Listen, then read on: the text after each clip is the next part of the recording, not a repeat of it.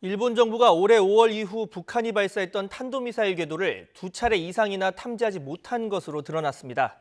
오는 11월 한일 군사정보보호협정 지소미아 종료를 앞두고 일본 내에서 안보 공백에 대한 우려가 나오고 있습니다. 이교준 기자가 보도합니다. 북한은 올해 들어 KN-23 등 신형 미사일 발사 실험을 거듭하고 있습니다.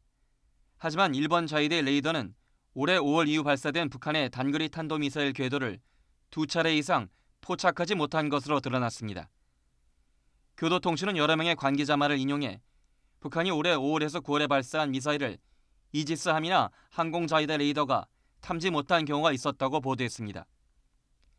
일본 자위대가 탐지하지 못한 발사체 중에는 일본 열도까지 도달할 가능성이 큰 북한의 신형 미사일 KN-23도 포함됐습니다.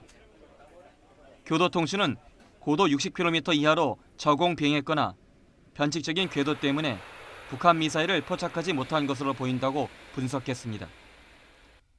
일본 정부 관계자는 기존 미사일 방어망을 위협할 북한의 미사일 개발이 예상보다 빠른 속도로 진행되고 있다고 우려했습니다.